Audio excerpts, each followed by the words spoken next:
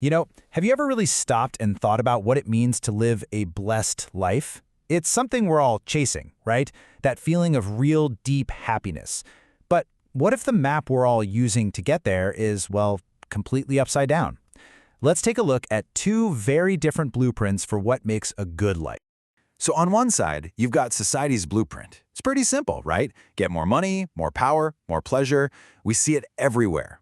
But then you look at this other blueprint from Jesus, and it just seems totally backward. Blessed are the poor in spirit, the meek, those who mourn. I mean, how in the world is that a recipe for a good life? It just doesn't make sense at first glance. These radical ideas, they come from one of the most famous speeches ever given, the Sermon on the Mount.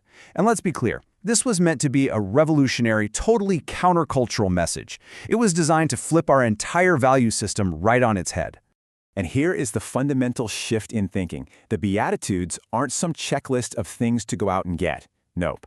They're not about your bank account or your job title. It's all about an internal posture, the character of your heart that finds its blessing in a place that has nothing to do with worldly success. Okay, so how do we start to make sense of these paradoxes? What does blessed even mean in this context? Let's try and decode a few of the most famous and, honestly, confusing of these statements. We'll start with one you've probably heard before. And right away, we kind of hit a wall. Poor in spirit. What does that even mean? Does it mean you should have low self-esteem, be broke? It sounds so negative, but maybe it's pointing to something else, something incredibly powerful. And here's the twist. Being poor in spirit has nothing to do with money at all. It's about a deep, profound humility. It's the honesty to just say, you know what? I don't have it all figured out. I need help. I'm open to something bigger than myself. It's basically the exact opposite of arrogance. So the real blessing here isn't found in having nothing. It's in the humility that opens you up to receive everything that truly matters. Think of it like an empty cup, totally ready to be filled. And this whole theme of finding strength in these really unexpected places, well, it continues with the next one. Okay, again, this just feels totally wrong. Why would anyone be blessed for being sad? The world tells us to run from pain, seek happiness no matter what. But right here, mourning is presented as a path to comfort. So what's going on? See, this isn't about just moping around or wallowing in your own sadness.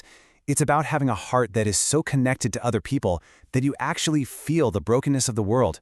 It's that deep empathy that makes you truly care about injustice and suffering, the kind of feeling that actually fuels a desire for real justice and healing. And now for what might be the most misunderstood of them all, meek. I mean, the word itself just sounds weak, doesn't it? Like being a doormat.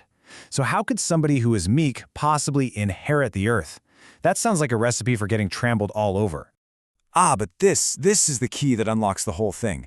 Meekness is not the absence of strength. It is the presence of strength that is completely harnessed and controlled.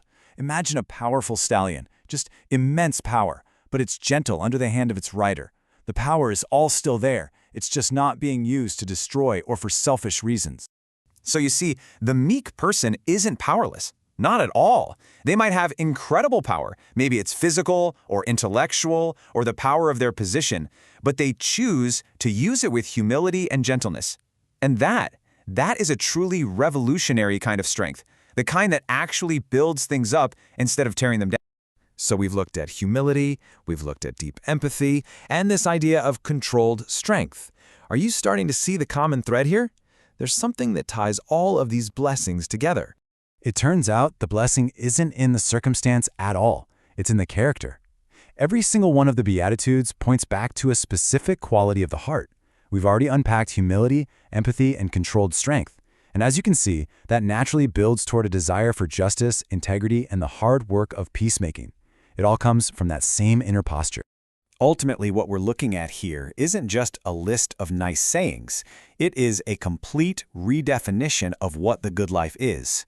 It's a radical shift in perspective, away from what we can get from the world and toward who we can become. So how does any of this apply to us, today? Well, it probably starts by just recognizing that the world's promises of happiness, they're often pretty fleeting. The real work is internal. It's about cultivating a heart of humility and empathy. The goal is to find that deep sense of blessing in who you are, not just in what you have. And that's really what it's all about. The Beatitudes aren't some impossible standard designed to make you feel bad. They're an invitation. They offer a real, concrete path to a different kind of joy, a durable, meaningful blessedness that comes from aligning our hearts with these deep and timeless values. So I'll just leave you with this one thought. Our culture is constantly screaming at us about what we need to get to finally be happy.